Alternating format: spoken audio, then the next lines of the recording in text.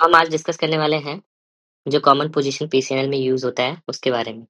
तो पीसीएनएल करने के जो मेन टेक्नीक होती है, तो 2 पोजीशन होते हैं। एक प्रोन पोजीशन होता है जो मोस्ट कॉमनली यूज़ होता है और दूसरा होता है सुपाइन पोजीशन जो रिसेंटली डेवलप हुआ है। और तीसरा जो पोजीशन बहुत कम यूज़ होता है लेटरल डिक्यूबिटस पोजीशन और ये जो है मोटे लोगों में या जिनको स्पाइन डिफॉर्मिटी है ऐसे केसेस में हम यूज़ करते हैं। अब इन्हीं सब पोजीशन में डिफरेंट डिफरेंट मॉडिफिकेशन होते हैं। जैसे अब उसी को हम डिस्कस करेंगे। तो बात करें प्रोन पोजीशन का, तो प्रोन पोजीशन जो होता है वो कन्वेंशनल पोजीशन भी बोलते हैं उसको या jack knife, prone jack knife position भी बोलते हैं। इसमें पेशेंट को उल्टा लिटा देते हैं और इसको सबसे पहले जब 1976 में पीसीएनएल की शुरुआत हुई थी तो फर्नस्टॉर्म और जॉनसन ने दिया था। तो फर्नस्टॉर्म और जॉनसन ने सबसे पहले प्रोन पोजीशन दिया था और आज भी सबसे ज़्यादा इसे ही यूज़ किया जाता है। फिर उसके बाद वाल्डिविया नाम के साइंटिस्ट ने 1987 में उस पोजीशन को फिर उन्होंने ट्राई किया सुपाइन करने का। उसको बोलते थे सुपाइन पोजीशन और उस पोजीशन को बोलते थे वाल्डिविया पोजीशन। हम डिस्कस करेंगे आगे कैसे वाल्डिविया पोजीशन होता है। फिर आया 2007 2007 में इवालूज़िया इवालूज़िया नाम के साइंटिस्ट थे, सर्जन। तो उन्होंने वाल्डिविया को मॉडिफाई किया जिसको बोलते हैं गाल डकाओ मॉडिफाइड सुपाइन पोजीशन। तो गाल डकाओ पोजीशन जो रहता है एक सुपाइन ऑब्लिक पोजीशन होता है। फिर जो अदर पोजीशन होती है वो है लेटरल डिक्यूबिटस और स्प्लिट लेग पोजीशन। तो सबसे पहले हम बात करें प्रोन पोजीशन की। तो प्रोन पोजीशन में जो नॉर्मली पेशेंट रहता है वो फ्लैट प्रोन पोजीशन में हो सकता है। उसमें कोई भी बिल्कुल स्ट्रेट लाइन रहती है। और दूसरा जो इस प्रोन पोजीशन में इसमें मॉडिफिकेशन हो सकता है उसमें क्या होता है, हिप के पास 30 डिग्री फ्लेक्शन होता है, इसको 30 डिग्री हिप फ्लेक्शन रहता है और जो नी है वो 15 डिग्री फ्लेक्स रहता है। तो मॉडिफाइड प्रोन में क्या होता है, 30 डिग्री हिप फ्लेक्स रहता है। फिर हम बात करें सुपाइन पोजीशन का। सुपाइन पोजीशन में सबसे पहले जो पोजीशन दिया था वो वाल्डिविया ने दिया था। वाल्डिविया में पोजीशन में अगर हम बात करें तो पेशेंट जो है सीधा ऐसे लेटा रहता है और हाथ जो है उसका बाहर की तरफ होता है। अब तो ये होता है वाल्डिविया पोजीशन।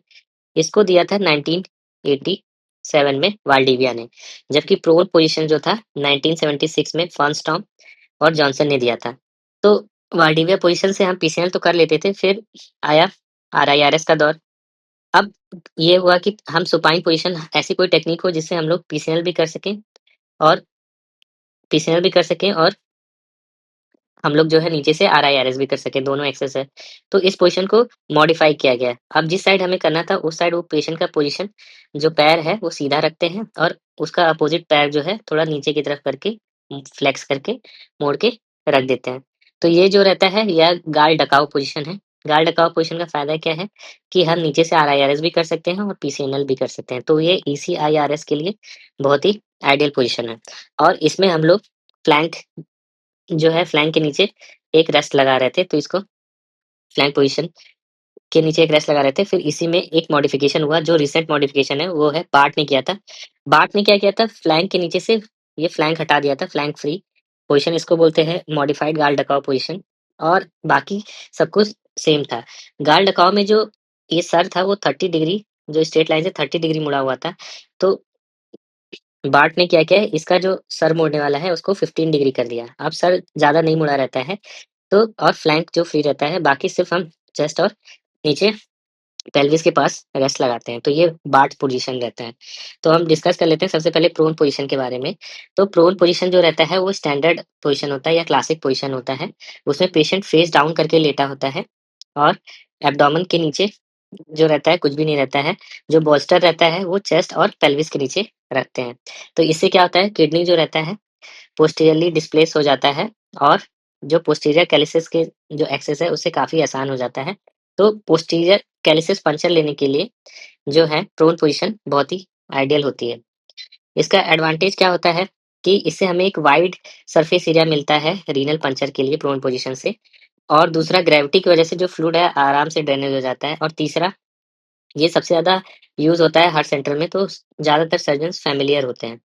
इसका डिसएडवांटेजेस क्या होता है कि जब हम पहले आरजीपी करते हैं, रेट्रोग्रेड एक्सेस जब लेते हैं, यूटी कैथेटर डालते हैं, तो उसके बाद हमें रीपोजिशनिंग करना रहता है प्रोन पोजीशन में, क्योंकि रेट्रोग्रेड एक्सेस लेने के लिए सुपाइन पोजीशन में लेते हैं। दूसरा, अगर कोई ओबीज पेशेंट है या कार्डियक पेशेंट है, तो उसमें रेस्पिरेटरी प्रॉब्लम आ सकती है। तीसरा, एनेस्थीसिया जो है उसको मैनेज करने में एनेस्थीसिया टीम को बहुत डिफ़िकल्टी होती है, क्योंकि पेशेंट का फेस नहीं दिखता है।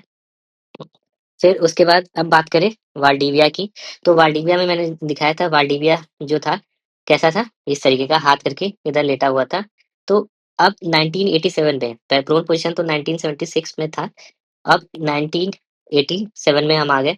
तो 1987 की बात करें, तो इसमें वाल्डीविया नाम के डॉक्टर ने क्या किया था, सबसे पहले सर्जन ने, पेशेंट जो था, बिल्कुल सीधा बैक पर लेट गया, और जो सेम साइड का जो फ्लैंक था वो हल्का-सा उठा था 30 डिग्री के अराउंड।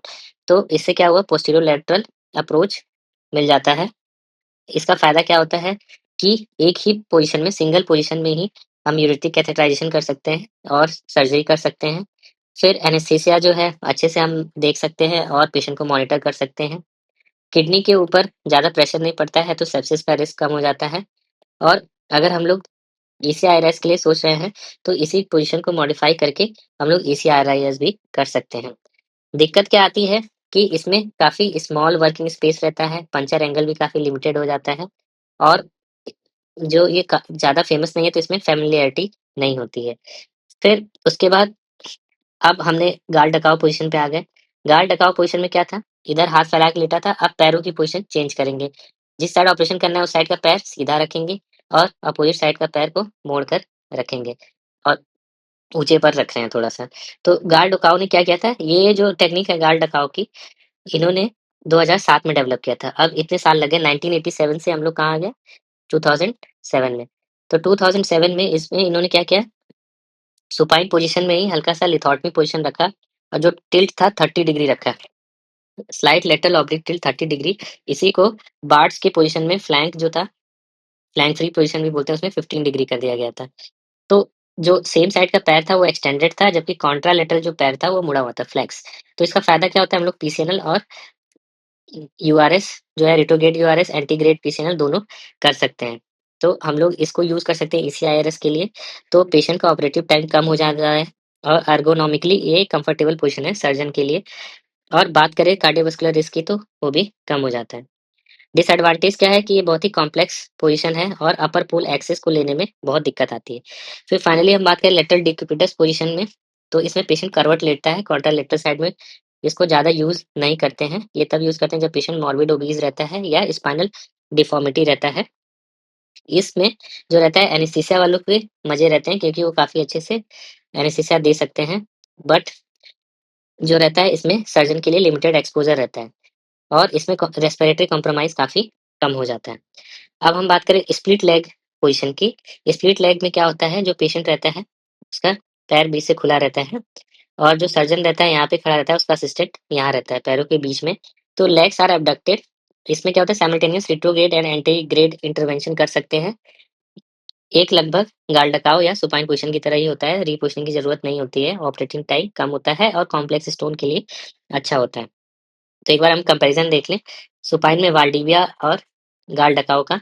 तो जो वाल्डीविया होता है, उसमें हम लोग एक्सेस एंगल की बात करें, प्रोन में तो सबसे अच्छा मिलता है, पोस्टीरियर मिलता है। और रीपोजिशनिंग की बात करें, तो प्रोन में रीपोजिशनिंग, बाकी और पोस्टीरियर में रीपोजिशनिंग करने की ज़रूरत नहीं पड़ती है। एनेस्थीसिया के पॉइंट ऑफ व्यू से सुपाइन वाले पोजीशंस बेटर होते हैं, और इंट्रा ऑप अगर हम रीपोजिशनिंग की बात करें, तो हमें सुपाइन पोजीशन में करने की ज़रूरत नहीं करती है। लेकिन अगर सर्जन के पॉइंट ऑफ व्यू से बात करें, तो प्रोन पोजीशन अच्छा होता है, उसमें स्पेस मिलता है इंस्ट्रूमेंट के लिए। ईसीआईआरएस की बात करें, तो जो सुपाइन पोजीशन होते हैं, गाल डकाओ या वाल्डीविया भी, वो दोनों बेटर होते हैं। तो अब सिलेक्शन क्राइटेरिया क्या होता है, अगर मॉर्बिड ओबीज पेशेंट है, तो ऐसे केसेस में हम सुपाइन या लेटरल पोजीशन प्रेफर कर सकते हैं। कार्डियोपल्मोनरी डिजीज है, तो भी सुपाइन पोजीशन। अगर कॉम्प्लेक्स स्टैगहॉर्न पोजीशन है, तो प्रोन पोजीशन प्रेफर करना चाहिए।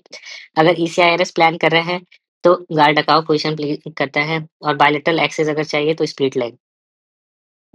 अगर हम बात करें रिसेंट एडवांसेस का तो ईसीआईआरएस जो इसका मतलब होता है एंडोस्कोपिक कंबाइंड इंट्रारीनल सर्जरी इस इसकी वजह से सुपाइन एक्सेस ज़्यादा फेमस हो गया है। दूसरा हम लोग जो पंचर है वो अल्ट्रासाउंड गाइडेंस में ले रहे हैं जिसको बोलते हैं फ्लोरोस्कोपी फ्री पीसीएनएल और तीसरा मिनी पीसीएनएल और माइक्रो पीसीएनएल। तो हम लोग ये है स्प्लिट लेग पोजीशन में देख सकते हैं ये जो लेग है स्प्लिट पोजीशन में है और सर्जन यहाँ पे है, ऑपरेटर यहाँ पे रहता है और ये जो है लेटरल पोजीशन है। लेटरल डिक्यूबिटस पोजीशन में हम सर्जरी कर रहे हैं।